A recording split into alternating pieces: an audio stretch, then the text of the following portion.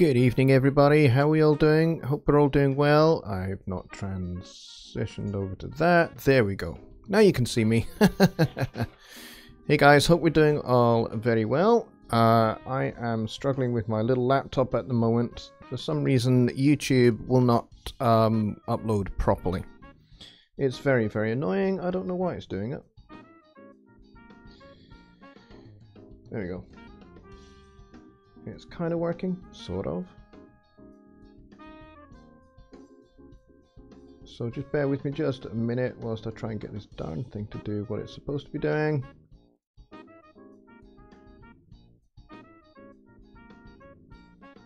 And then we'll make a start. It's very annoying.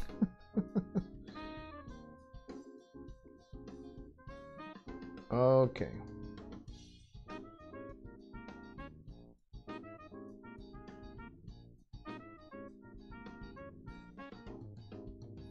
Yeah, I hate this darn laptop sometimes, but really it's the best thing for me because I need to save as much CPU power as possible for running the show and running Studio One. So yeah, because basically I don't have a powerful enough graphics card. That's kind of part of my problem, so that's why I get sometimes occasionally we get a few crackles and pops, and that's basically the reason why. So I basically try and keep Google Chrome for monitoring the feed on my little laptop over here and not on my desktop computer at all, so that we can devote as much power as possible to talking to you lovely folks without any issues. So that's what I'm trying to do, and I think we've got about a dozen people here so far, which is cool. I've been away for the weekend. I've been across the river over into the Kingdom of Fife, which is part of Scotland, and my parents live there, and I was playing a gig with them on Saturday night and doing some recording, and it was a great weekend. And so Friday night was the show, Friday night was the gig, Saturday recording, and basically hanging out with my parents, and then my wife and kids came and joined us on Saturday afternoon, and we had a nice day together, nice sort of family day together. Beautiful day today, but very cold. So that's been the story of my weekend, and I'm not actually that long back in the door because we stayed kind of for dinner and everything else at my parents' place, so I'm not that actually long back in the door. So I haven't really had much chance to really think about the show at all, other than just to come here and get everything set up and then hit start stream. So I don't know what we're going to talk about. To be honest, I don't have a talking point at all. But you guys are active in the chat. But Heel Flip with the first question of the evening, asking if I'm using the Eris E5s or the E8s, and I am using the E5s. The E5s are fantastic. They were perfect for my smaller studio, my old place. But I could probably go up a little bit, maybe up to the E8s for this bigger room. I could certainly go a little bit bigger. But to be honest, I'm only going to be here in this house possibly for 3 years. So yeah, I don't know what place I'm going to be going to next, how big the room's going to be. So I'm probably going to stay with the E5s until we find ourselves in a much more permanent residence. And then maybe I might consider going up to the E8s or one of the Scepters or those E44s that Jonny Gibe has. Those look really cool. So I'm considering those as an option when I get into somewhere a bit more permanent after we've been here. This is a beautiful house that we live in just now, and I have a fantastically large-sized room, which I love, and I'm really beginning to get used to how all the quirks and all of that, all of the audio quirks that we have in here. And so been doing a lot of mixing work of late, and working on my Hong Kong client's record, and working with a guy in Australia as well. So yeah, I'm a busy boy at the moment. Plus, I'm also preparing for my church's Christmas carol concert. because I'm going to be singing in that, and then I'm reforming my band just for one night only. So we're rehearsing like mad for that, because I've got a whole bunch of jazz funk arrangements of Christmas carols that we're going to be working our way through. We're going to do a set of 4 or 5 songs, so that's going to be really cool. Looking forward to that. And so that's taking up the vast majority of my time at the moment. So as I say, I haven't really had much time to think about what we're going to talk about. So basically it's questions all the way tonight, and I would really love it if we could just get as many questions as possible answered for you guys. So let's see what we have so far in the chat. If I scroll up on this crappy little laptop that doesn't really want to do what I'm telling it to do. Just Bob is here. Heel Flip, as I say, is here. And Bobby Booth, of course, is here. Roger Blevins is here. He says, hey, Johnny, missed a couple of weeks. Very glad to have you back. And he says he's glad to be back too, which is awesome. And Ken Moss is here. And Mike, my good buddy Mike Neighbor, is here. He says, what up, dude? Mike says, I finally got the drums to sound how I want. I think this will be one of my best cinematic music attempts ever. Well, that's awesome. That's your new piece that you're working on. And I've been privileged to hear just a little bit of that already. And it's starting to sound very, very cool. And Johnny Gibe is in the house. Welcome. He says, yo, yo, yo, yo, yo. And what else we got here? Heel Flip is talking about workflow and saying workflow is much more smooth. Well, that's good. And Johnny's talking about the E44s. Ken Moss says, I actually wrote an instrumental on Saturday and published on SoundCloud, but probably put that out as an advanced single for our December 10th challenge. Well done. Working on finishing an EP. Awesome. Well, that's very cool. You guys are ahead of yourselves with the December 10th challenge. That's what I like to see. Mike says he loves my E5s too. Yes.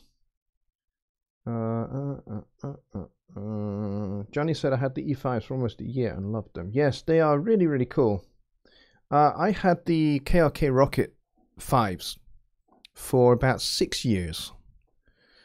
And before that, I had some Yamaha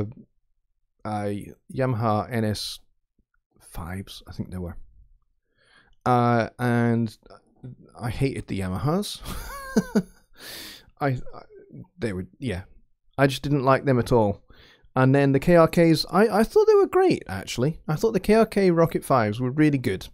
And I know a lot of people think, you can't possibly mix on those. They're not professional sounding speakers. Well, they are. They're okay. They're pretty good. And until a good friend of mine sent me a set of RSE5s for, I think it's for either Christmas or my birthday, I can't remember which, a few years back. And, well, there is no comparison between the RSE5s and the KRK Rocket 5s. These are infinitely better speakers. They are much more balanced in their frequency response, and the stereo imaging between the two is fantastic. Really, really good. And so I love these. I love the options that you have on the back for kind of tuning them and calibrating them according to the size room you have, which is very, very cool. I know a lot of speakers have those kind of things, but I think, you know, Presonus have done a really, really good job with these. So I really like them. Let's see. Johnny is asking, what was the December 10th challenge? December 10th challenge is to write, record, mix and master and release a song or a collection of songs to the world on that particular date. It was an arbitrary date that I just picked and said, right, we're all going to do this. We're all going to have something that we all release on this one day. So that basically we have a date to release some music, and then we schedule ourselves back. So, you know, you have a release date, and then you work backwards. How long is it going to take me to master this, whatever it is, whether it's 1 song or 2 songs or 3 songs or whatever it is, or an EP or an album. And then you schedule that in, and then from there you go, okay, well, how long is it going to take me to mix? You schedule that in. And then how long is it going to take me to record? And you schedule that in. And then how long is it going to take me to write this song or this group of songs? And you schedule all that in, and the idea is that December the 10th is your release date, and you're working backwards, and you're scheduling everything in so that you have a deadline by which you adhere to, which forces you to make sure that you're making music and getting it out there for people to hear. Because I think it's really important that people hear your work. If you keep your music to yourself, well, the only people that enjoy it is you, and nobody really gets to hear how good you are. Now, you may not think you're very good, but you know what? We're all good. Everybody is good. We're all just at different levels of good. We're all good. We're all good at what we do. We're all creative. We're just at different levels of that. We're at different stages along that creative journey upon, the amount of skill you have, the amount of technique you have, and those are all things that you can learn. Those are not kind of fixed in stone things. Those are things that you can learn along the way, along your journey. And the more music you make, the more music you release, the more people hear your work and feed back to you what your work is like to them, the better you get at it. So basically, yes, because far too many people I know anyway, and including myself, I'll say, hey, this year I'm going to release an EP. And then the end of the year comes and I haven't released an EP. I did that last year. And I've done that for this year, by and largely. So 2017, I released a single. Because I was just like, okay, I haven't released the EP that I promised myself, but I'm going to release something. So I released an instrumental track called Spoken Softly. And then this year I haven't released anything, even though I promised myself, hey, I'm going to release an EP this year. I haven't done it. Why? Because I didn't schedule it. I didn't book it in my calendar. And then I didn't book out all the sessions required for recording, mixing, mastering, and songwriting sessions as well. And that really helps me to make sure that I do release something every year. And that's my target, really. My personal target is to release music every year, preferably an EP of 4 or 5 songs every year. So that means every year I have to write 5 songs and go through the whole music production process until I have those released to the world. So that's what I need to do every year. And I need to make sure that I book it in. And so kind of this whole December 10th challenge really was a way in which I could help myself to achieve releasing some music this year. But also I thought, hey, this might actually help other people. So next year we might do something completely different. It might well be, hey, let's all of us, if we're just going to release a single song this year, well, maybe next year, why don't we all of us release an EP, and we'll all go for a kind of December 10th challenge again, but maybe with a different date this time. Maybe, I don't know, a July 10th challenge or something like that. So maybe next year that's what we'll do. In which case, we all need to have a schedule to which we work so that, everything gets done and we actually achieve that objective of releasing that EP on that particular date. So that's something, we can talk about, we can think about. If you guys think that's a great idea, then definitely comment below or email me, whichever way you prefer, or message me on Facebook. So that's what the December 10th challenge was. So I hope that answers that question. You guys are chatting away, which is great. So I'm going to try and catch up with what you guys are talking about and see if there's some questions there. Sean Morrow is here. He says, I like vanilla. Well, that's good. Good to see you, Sean. Thanks for coming. Ken says, I have the Mackie CR4s and still seem to have trouble with mixing bass. Never sounds close to what I hear in my studio when I listen in the car. Now, that could be an issue to do with your room. Is your room acoustically treated? And if so, Have you got all your acoustic treatment in the correct places, and kind of, treating the correct spots, particularly for bass build-up? I mean, I know in this particular room, that there is a build-up around about 150. So I need to invest in some extra bass trapping, because the bass trapping I have now was great for my small room, but not so good for this room. So what's my solution? My solution, until I actually have that additional bass trapping, is these, for making sure that I get the bass right. And also making sure that I deal with any low-end build-up cumulatively across my tracks whilst I'm mixing. So I will, for the most part, most of my mix will be done on my RSE5s, but I will also check my bass on these guys and on these guys. My little crappy Samsung earbuds. Because these are really good. These will tell me, these will not lie to me. They will tell me what my end user is likely to hear. These will help me with, because these have a really good flat response, so they'll help me mixing wise. These keep me in perspective. And, I have other speaker systems that I check on as well. I've got a set of Logitech computer speakers, which I will also plug into my system and listen on those as well. So check your mixes at all phases of mixing. So when you're gain staging, when you're doing a static mix, at every phase, regularly have a point where you will check things on headphones, check things on earbuds, check things on crap speakers. The car test is another good one, but obviously that means you have to bounce the mix out and then take it, put it on a USB stick and take it to your car if it takes that, or a CD, and that uses up a lot of CDs. So whilst that can work, and I have done it myself, make sure you know your room and you know what your room sounds like, particularly in the low end, and reference a lot with reference tracks. I mean, Jonny and I talked about reference tracks a lot on Songwriting Simplified last Wednesday, and that will certainly help you a lot. Know what great mixes sound like in your room on the speakers that you mix on. If you do that, then you will learn what good low end, a good bass response of a great mix sounds like in your room on the speakers that you mix on.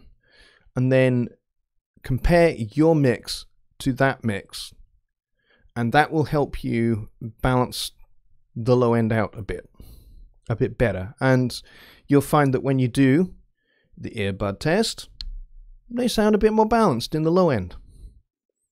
So definitely I would recommend referencing on different speakers and reference tracks. I use reference tracks all the time, and I've been mixing professionally since 1999. So, that's like nearly 20 years. Yeah, 20 years next year of actual professional mixing for my job. So, and, before I started mixing professionally, when I was kind of like working as a session musician and mixing at the same time, which I did, there was kind of like a sort of 4 or 5 year overlap period where I did a lot of session work and I was mixing as well. I was kind of learning my trade. I was learning the craft, and working in a studio called Boundary Row Studios in London, and I learned from a lot of great people there, and I used reference tracks all the time, and I still do. It's just a habit I got myself into, because no mixer is on an island, and I think Jonny and I agreed, I think on Wednesday, that it's kind of a little bit of arrogant presumption to think that you can mix without referencing. To think how I know what it sounds like. I know what a good mix sounds like. Well, yeah, you may well know what a good mix sounds like, and you may well in your head have a sound that you're attempting to achieve. That's all well and good. But I would say even if you've been doing it for a lot of years, still reference. So that's kind of where I go with that. Just Bob says, please put a question mark before the question so JL knows it's for him. Yeah, that does help for sure. Sean says, it's the first time I've heard of the December 10th thing. Who is we? Who is us? You guys is the we. So you guys that come to my Sunday night live shows, that are subscribers to my YouTube channel, that are subscribers to my Facebook page, you guys are the we. If you're members of the HST groups, you are also included in this if you would like to be. If you'd like to take part, all you need to do is just get down to it and start making music. And then on December 10th, we will all together release our music to the world, and we'll share it with one another. I'm going to create a wee place where we can all do that. So you can, if you're uploading your music to SoundCloud, I'll create a wee space on my page, and I'll check with Jonny whether we can do this on the HST songwriting group as well. Create a wee space there where you can put all your links for your songs for December the 10th challenge, so that we can all listen to each other's songs and we can all kind of feedback and comment to each other. So that's kind of the whole idea of it. It's not just something arbitrary or, you know, hodgepodge. This is something where we can all upload something to the world, all upload our music to the world on the same day, and we can share it with one another, and we can comment and support and encourage and motivate each other. That's kind of the idea for it. So I hope that helps you, Sean. Can it be instrumental? Yes. Jonny says, this group in particular has a ton of talent. Yep, that's for sure. Let's see. Just Bob says, are we releasing on one platform for the group, or individually in different spots like SoundCloud, etc.?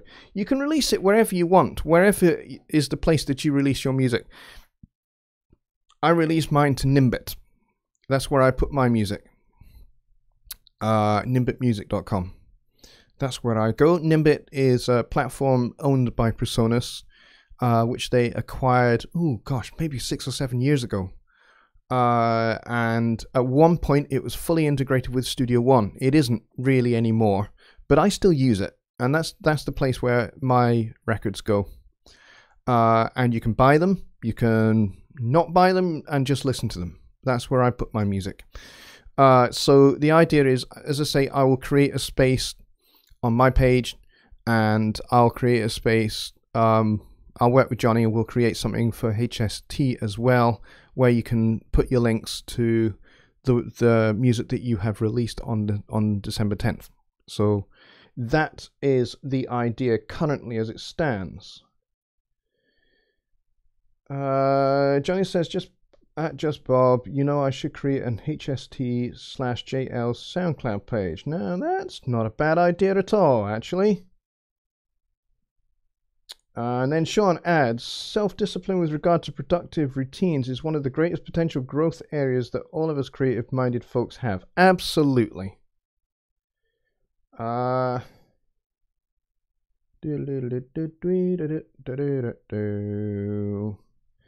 Jonny, I will talk to you. I will talk to you offline, and we'll come up with something where we've got like one place for everybody to upload everything. You know, whether they're uploading their links, which I think might be a better idea, because otherwise it means that everybody has to send all of their audio to one person, who then has to spend a lot of time uploading that audio. I'm not sure that necessarily is the best way. I think perhaps we need to have a wee space where people can actually upload, they can put links to their SoundCloud pages, and to the specific songs that they've released for the challenge. I think that's probably the better way to do it, but we'll talk.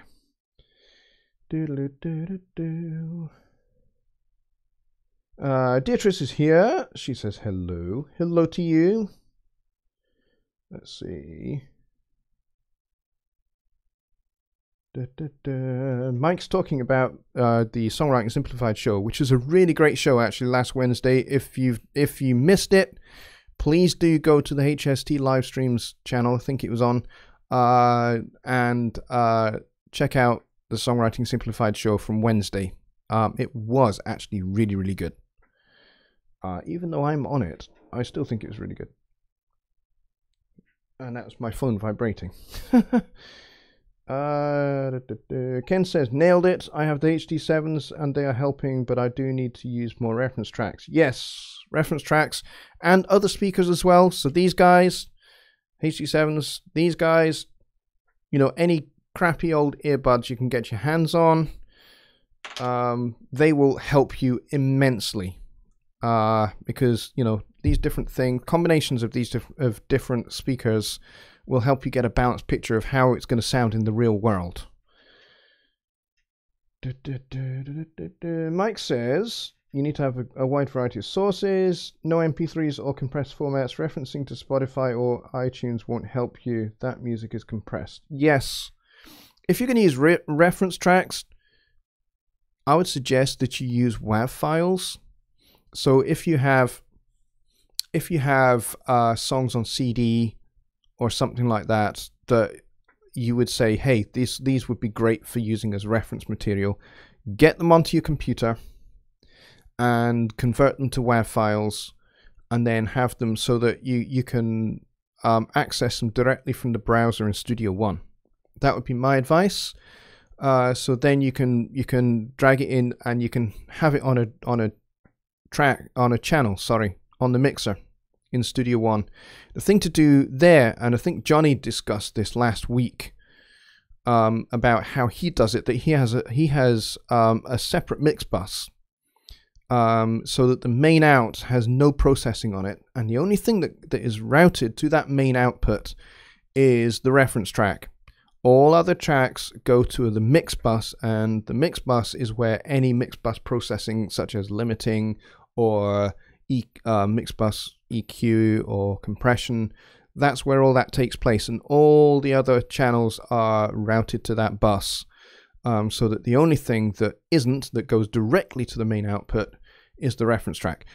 That's how to set that up in Studio One, and then you just need to level match the reference track with your mix. Don't bring your mix up to the reference track, bring the reference track down to you, because that reference track has been mixed and mastered.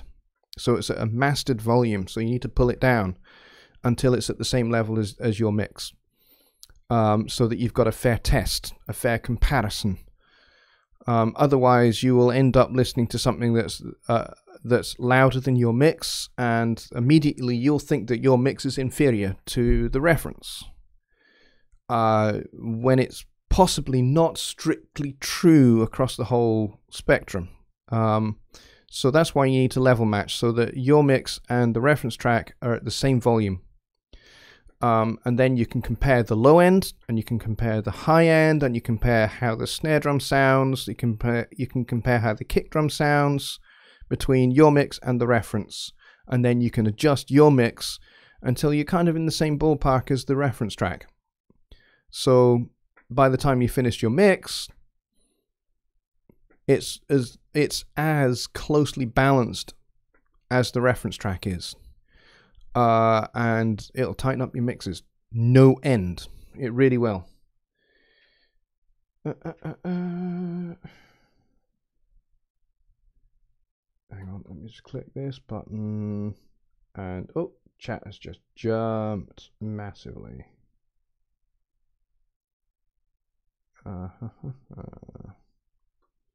Yeah, WAV files, absolutely.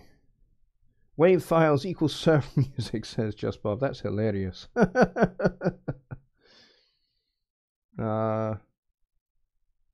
Yes. Johnny's saying to heel flip, don't worry, we'll make it more general than Facebook. Yeah, that's very cool. Okay, so any more questions, folks? Now that we've talked a little bit about referencing, and we've talked about the December 10th challenge, so hopefully everyone is now up to speed on the December 10th challenge and how that's going to work. And hopefully you're in a position now at the 19th of November well, it's the 19th of November for me. You guys in the United States, it's still the 18th. You've got about 6 hours or so to go yet. But for me, it's 19th of November, which is, by the way, my daughter's 9th birthday. So we have spent some of this evening since I got in from my parents, setting the lounge and dining area up for when my daughter wakes up in the morning. So it looks very, very cool. My wife and I decked out the table with all the best of our cutlery and all the best of our bowls and plates and stuff, and we put banners up and balloons and all sorts. It's going to be great. She's going to love it when she comes downstairs in the morning. So yeah, so hopefully you guys are all up to speed with the December 10th challenge and how that works. And as I say, Jonny and I will work together. We'll come up with something for you guys that are in the HST groups, and I will create a space on my Facebook page, my Jonny Lipsham Studios Facebook page, where again you can put your links if you so desire to put them there, or if you decide to put them everywhere, then that's also very cool. You can certainly do that. Heelflip says, I like hearing the master settings before and after, turning Pro EQ on and off in the main post. Yes, absolutely. Mike says, especially when you cut out that mid-range mud. Yes, absolutely. And then the limiter last. Yes. Yeah, absolutely. It's being able to turn off your plugins and turn them on again is very, very cool. One of the best things that PreSonus ever did in terms of updating Studio One was the I can flip over to my screen. Hang on, I've lost my mouse pointer. Here it is. And we can look at this over in Studio One. One of the best things they ever did, actually, for updating Studio One was this button here, the Activate All Inserts button. It is so useful. As you go down your mixing process and you're adding EQ, compression, reverbs, delays, and all sorts of other effects that you might have, maybe a bit crusher on something, or maybe some distortion, or what have you in your mix, or even like a tremolo effect or something like that. The cool thing is, and I think they added this in Studio One 3.2, is you can turn everything on and off now with one button. And it means you can check how far your mixes come compared to the raw tracks, which is good. It's a great thing to be able to do this at regular points throughout your mix, so that you can kind of like check how far down the line you've come, and also whether what you are adding is helping or hindering. I've done this quite a lot because sometimes with some vocal tracks, maybe some vocal tracks that are not necessarily particularly brilliantly recorded, and yet the performance is great, I will often find myself, pulling in 3 or 4 Pro EQs in series to try and deal with notching out unpleasant frequencies, or trying to clean up not very well recorded audio, even though the performance is really, really good, which is what I'm trying to get at. I'm trying to get at the performance that's really good and try and get rid of how dark it sounds or whatever, or how muddy it sounds. And so I can end up like stacking all of these EQs and kind of thinking, hey, this just really isn't sounding too terribly much better. So that's when this guy comes in handy, and I can turn this off, and it gives me a real sense of perspective, because then I can go, okay, are my stacked EQs actually helping or hindering? And if they're hindering, I just delete them, I take them off, and I start again. I'm not averse to starting again if I need to, and this is something that I've personally have found really, really helpful. Some people like it, some people don't like it and go, yeah, I really don't like this Activate All Plugins button. But I'm glad that they did it. And to me, I think it's one of the best things that they did when updating Studio One. So there you go. That's one of the things that I find really, really helpful.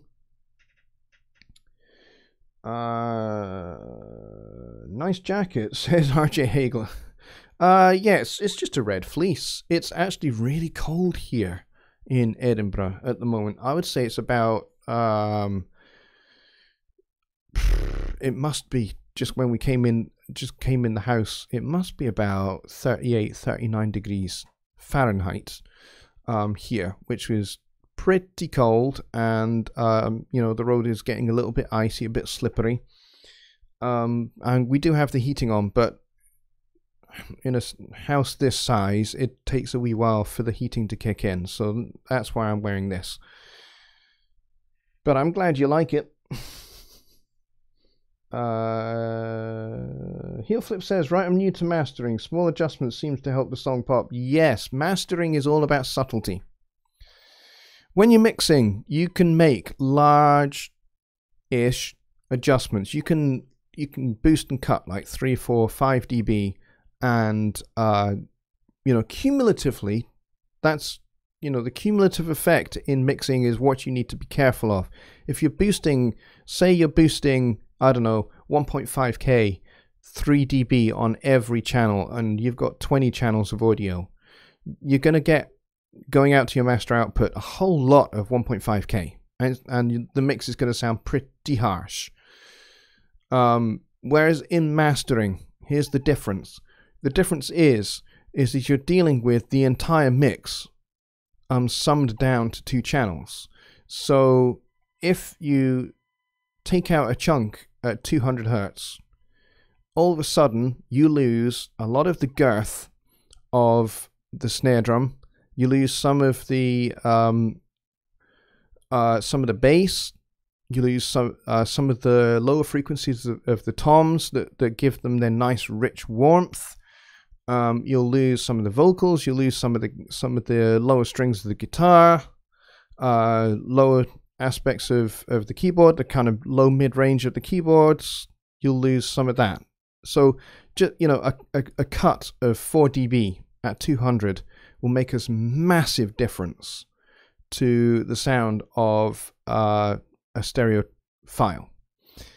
So if you're going, you know what, there is actually a build up there in the mix. There is actually a build up there at that particular point. Well, really, to make a difference, to actually lose that build up without too drastically affecting the overall tone of the mix, you probably only need to pull out maybe one, maybe not even one, maybe only even half a dB, and you've scooped out all of that 200, because all of that 200 had built up cumulatively across the whole mix, and now you're just pulling out at the master point on the stereo 2-track file. So you're really only dealing with very, very subtle changes in mastering. You're not doing big boosts or big cuts. You're doing a little bit here, a little bit there, tiny little subtleties. And even with compression, you're not really looking at compressing a lot. You're not really looking at compressing more than, you know, half to 1 dB, to be honest. I mean, certainly that's what I do when I'm mastering. You know, maybe the greatest amount of processing I do is in limiting, to get the master up to, you know, the ballpark for normalization standards. So maybe that's where limiting comes in, and I'll do maybe quite a lot of boosting with the limiter at that point. But for the most part, everything is about subtlety in mastering. And so that's why mastering is regarded as a dark art, because everything is very, very subtle. Mike is talking about issues with Splice. Yeah, Splice and kind of how it's working with Studio One is not yet fully worked out, I don't think. Roger Blevins asks, what's the best format to save your mix if you're going to play back on iPad or other device? MP3, Wave, or something else? I would say MP3 if you set it to the highest quality, like 320. That would work. Yes, MP3 is a compressed source, but it does compress your files. But if you set it to the highest quality, you're not going to get a whole lot of artifacting. WAV files tend to take up quite a large amount of memory and a lot of storage. Storage space. They'll take up quite a lot of storage space on your iPad. So if storage is a premium, you know, mix them down to MP3, and there's nothing wrong with that at all. Just Bob asked, how do you determine when to use the inserts or post on the main fader? I labeled that, if I labeled that correct. I don't have a computer in front of me at the moment. Okay, we can switch back to Studio One for this.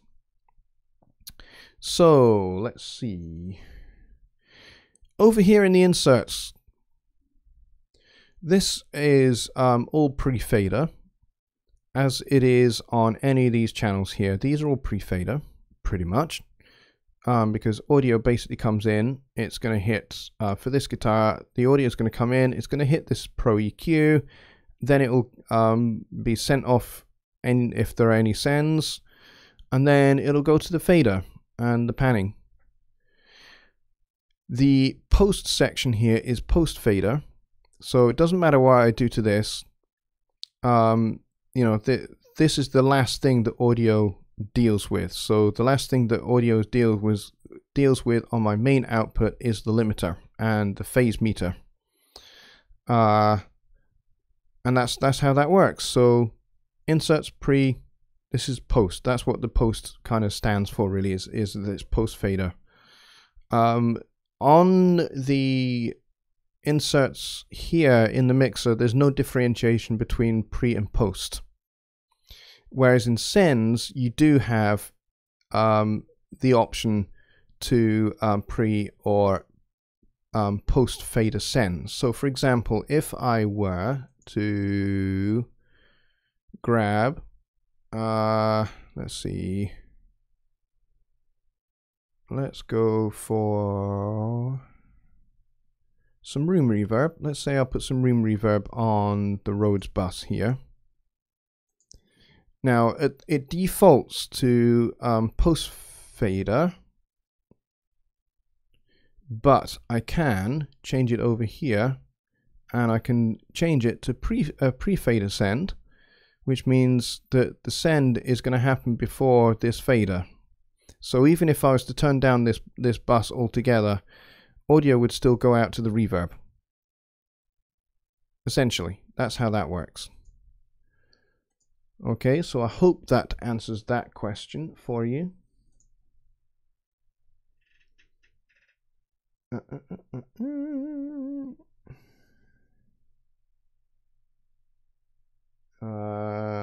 Ken Moss says, I use a technique from Joe Gilder where I have a print track to record and mix down right in my session, and I can even use layers to compare the mix at different stages, mix bus routed to nowhere. Yeah, that's a great way to do it as well. There are many ways to skin this cat, and what Joe is experimenting with at the moment is very cool. And seems to be working for him. It's not the way, however, that that I would choose to do it. But you never know. You never know. I might explore it for myself a bit more, and I might decide, hey, this is something I want to do. But at the moment, it's not really something that I'm particularly that interested in pursuing. But Joe is a great guy. He is a personal friend of mine. We've been good friends for maybe about 5 or 6 years now. We know each other pretty well. He's a pretty cool guy. Ken says, print track comes from the mix bus and goes to the main out.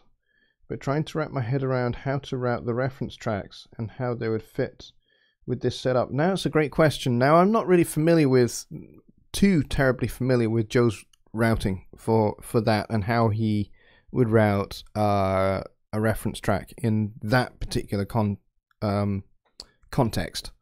So I don't think I can really answer that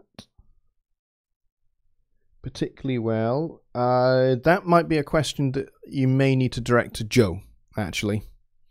And I'm sure he would show you. He may well make a video and show you how you can fit a reference track into that context. For me, kind of doing it this way is simple. I just put in a track that goes only to my main output, and all my other tracks go to a mix bus, and that way, you know, the reference track is, I know for certain, is not going to be colored by any processing. So that's how that works for me.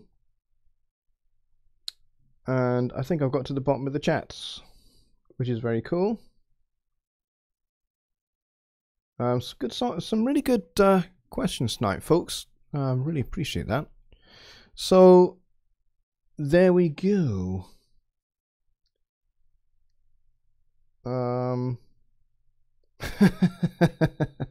Hillflip says, if Studio One came with a punching bag, I haven't used it yet with the help of HST and Jonny Lipsham Studios. That's very cool. I'm really glad that we've been able to help you alleviate frustration and maybe even preempt and prevent frustration. Bobby Boo with a $5 donation. Thank you very much, buddy. Really appreciate it. Really appreciate actually any donations that you guys feel compelled to give. I don't ask for them. I don't solicit them. But I really do appreciate it when you do, because it really helps me out. It really helps me to be able to continue to do what I do here and provide my Sunday Night Live show for you guys and answer your questions, and it helps me improve what I do. I've got some aims and objectives for which I'm working towards to improve how I do this show. One of those is upgrading my graphics card. At the moment, I'm still using the internal integrated Intel graphics card. I would really quite like to update that and get something that has its own processing, so that my CPU and my RAM are not being taxed with running OBS, Studio One, Skype, and a webcam. That's a lot of graphics, and I really don't want to make my computer bog down and struggle. So that's one of the things I'm aiming for as an improvement to the quality of these shows. So anything you guys chuck my way, I appreciate very much. And Jonny has just sent me $20. He says, this is what I owe you from Songwriting Simplified. Well, thank you very much, buddy. Yeah, we got quite a few donations on Wednesday, which is awesome. So thank you for that. Deer Creek is here. Nice red jacket. Looks good. Can I get excited about any Personas Black Friday stuff? Haven't heard anything along those lines. I would imagine that there will be some Black Friday stuff going on. I don't see why not. I haven't personally come across any yet, but I don't think the guys at Personas would pass up doing any Black Friday specials. I really think that they'd be daft to not run any. So keep your eyes open. Maybe Sweetwater might be doing something, or Musician's Friend might be doing something. Yeah, and I'm sure if you keep your eyes out on the Personas website, you'll see some other Black Friday kind of things going on as well. I know on the Personas Twitter feed, they are beginning to talk about it. There was a tweet that was put up, I think, earlier on yesterday that basically said, it's almost Black Friday. So I'm sure they're thinking about it, and I'm sure you'll see stuff go up. Ken Moss with the $5 donation. Thank you very much, my friend. He says, thank you for all the help tonight and always. Well, you're very welcome, my friend. I very much appreciate your support, Ken. You're a great guy. And I appreciate your friendship as well. Bobby says Slate has a sale coming out tomorrow. Yes, he does. I got an email from Slate, which I've not really had a chance to peruse to see what the offers are. But yes, and I believe Waves will have something as well.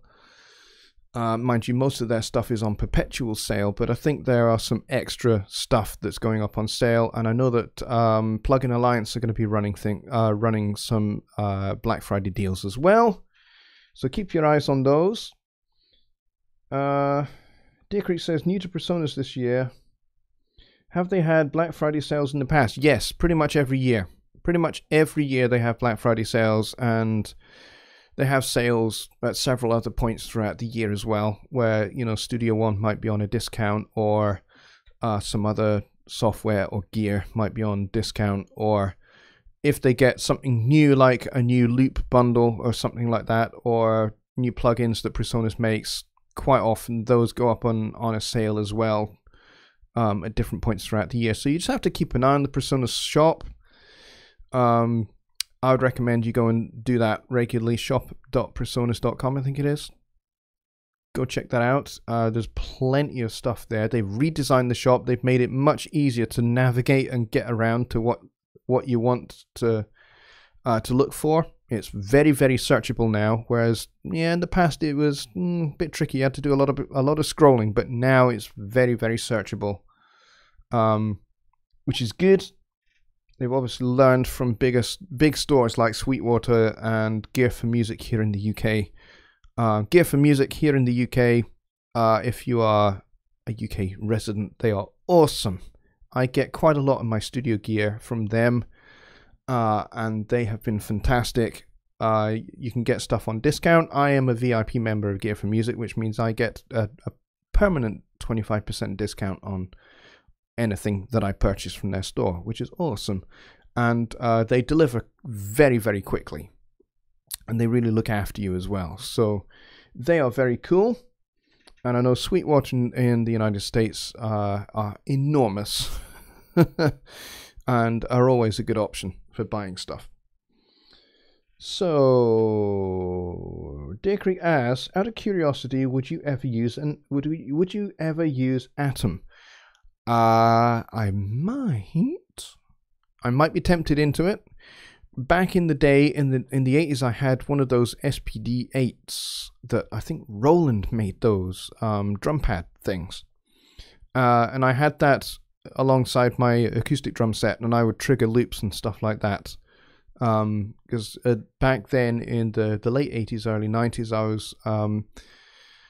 was part of a jazz fusion, sort of Alan Holdsworthy soft machine kind of fusion band, and we played sort of a mixture of Holdsworth stuff, Brecker Brothers tunes, and Billy Cobham, Mahavishnu stuff.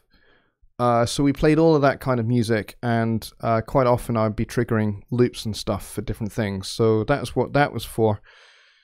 And so yes, the Atom I think is very tempting, especially with how the integration with Studio One is. That's very exciting. And to be honest, I think that's baby steps for possibly something far bigger in the future.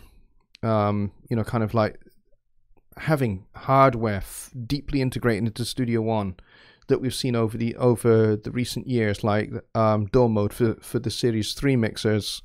I think this is all baby steps towards something far bigger that they've got in mind. I'd love to know what that is, but I think it's all baby steps towards a far bigger ecosystem they've got in mind. Roger says, the headphones you use are the HD7s from PreSonus. Yes, these are the HD7s from PreSonus. I also have a pair of PreSonus HD9s. I will have a video on these coming out very shortly. I've used these for tracking. I used these actually on this weekend. And I've actually let other artists use these as well. Because I wanted to basically not just have my own opinion, but the opinion of artists that I've been working with, and, you know, kind of comfort and sound and all of that as far as their experience is. So these are really, really cool. They are fantastic. These are, as you can see, they are closed back headphones. So these are really, really good for tracking, but I would not recommend these for mixing because they're closed back, and so you get bass buildup, which is not great for mixing. Whereas these, the HD7s, these are open back. I don't know if you can see it. They've got little holes in the sides here. So these are what they call semi-open back, and that means some of the bass energy can release from the back of the headphones, which means you get a much better balanced low end. So yes, PreSonus headphones.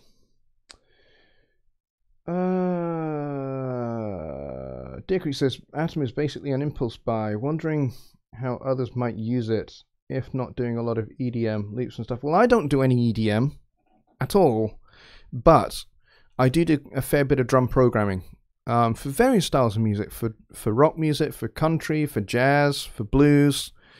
And Atom may well be something that I will find incredibly useful for doing that. And percussion programming as well. I do percussion loops for artists as well. So, and sound effects loops as well. Because one of the things I do, that I don't really talk about too terribly much is that I do sound effects for clients.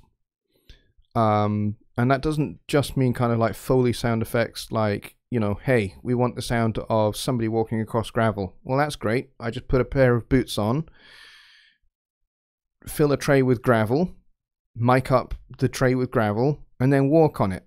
Well, that's how you get that sound, and that's what you hear a lot in films when you see somebody walking across a nice gravel driveway. That's what you hear. Somebody has mic'd up somebody walking on a tray of gravel, and that's how you get those sound effects. I do some of those, but I also do vocal sound effects as well. That's one of the things that I started doing in the 80s, and people liked me doing it, so I kept on doing it, and people kept on asking me to record, so I did.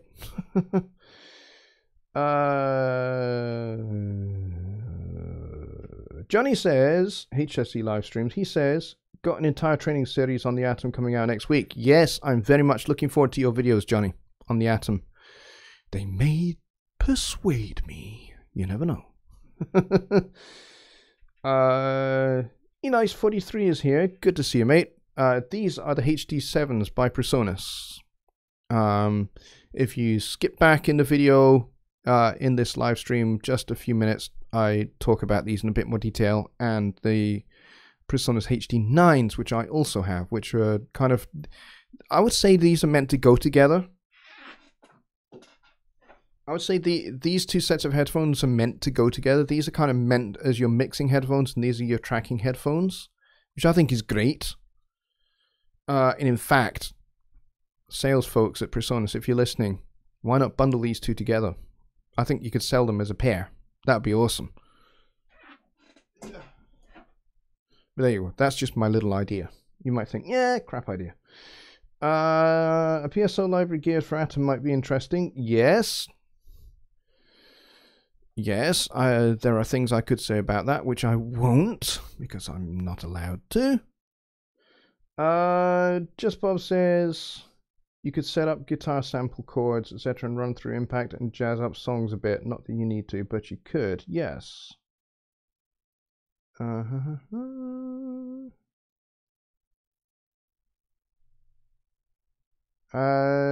Roger Blevin says, hey, Black Friday deal, PreSonus. Yes, there will be Black Friday deals of all kinds, I'm sure. Slate, as I said earlier, they have theirs starting tomorrow. Waves will have theirs coming up as well. Plugin Alliance will have theirs coming up as well. Universal Audio, I know, have something happening.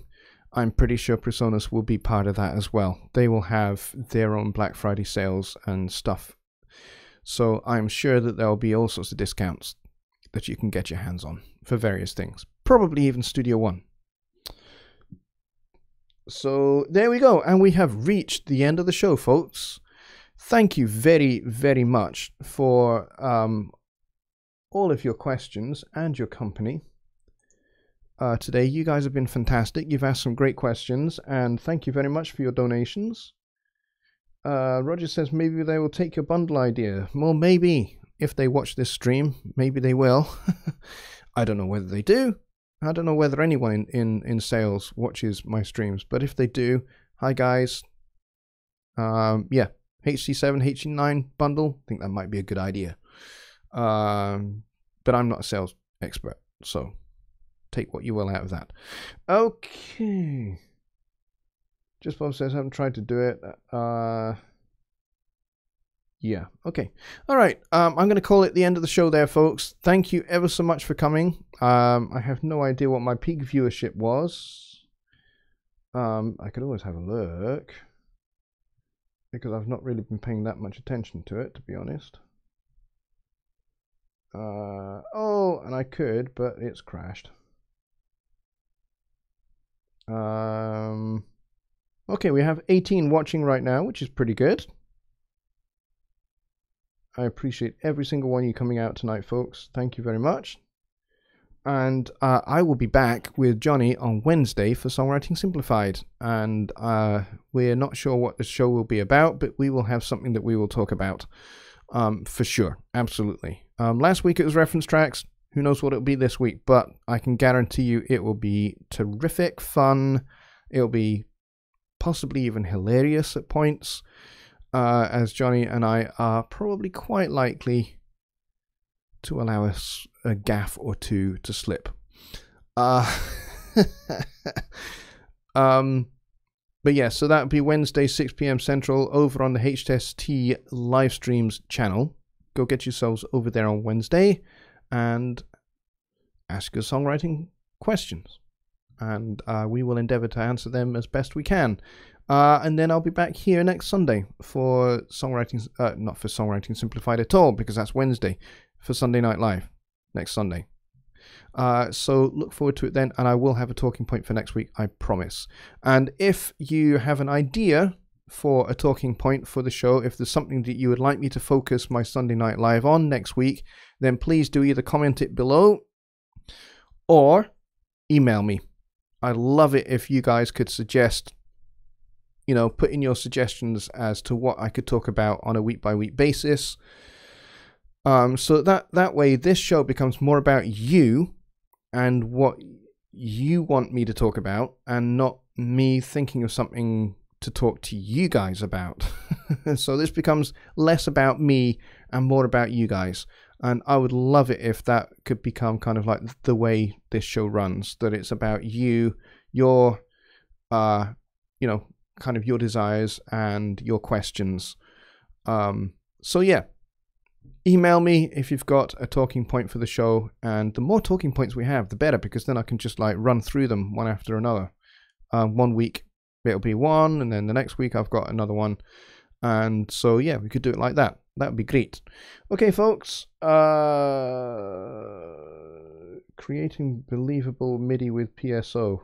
That's a big subject, Deer Creek. But yes, we could certainly look at the PSO. I have a series on the PSO on my channel as well, so you can go check that out, Deer Creek. I've done a whole video series on the Persona Symphonic Orchestra, with some demos. So yeah, go check that video series out, and you can create something very believable with the PSO. Just, you have to remember that the Persona Symphonic Orchestra does not compare to something bigger like the East-West Orchestra or the Vienna Symphony Orchestra packages, because those are way more expensive.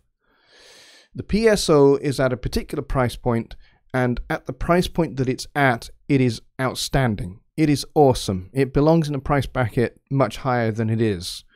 But it's actually priced extremely low, and what you get for that particular price bracket is outstanding. Is it as good as East-West or Vienna or some of the other bigger sample libraries? No, it's not. And I don't think they're aiming for it to be. But for the price point that it's at and the affordability, what you get is outstanding. That's kind of my summary of the PSO in a nutshell. But as I say, I've got a whole series out there on there, Deer Creek, for you to go and peruse to your heart's content. And on that note, I'm going to call it, folks. So I'm going to say a very, very good night, and I'll see you on Wednesday. Bye for now.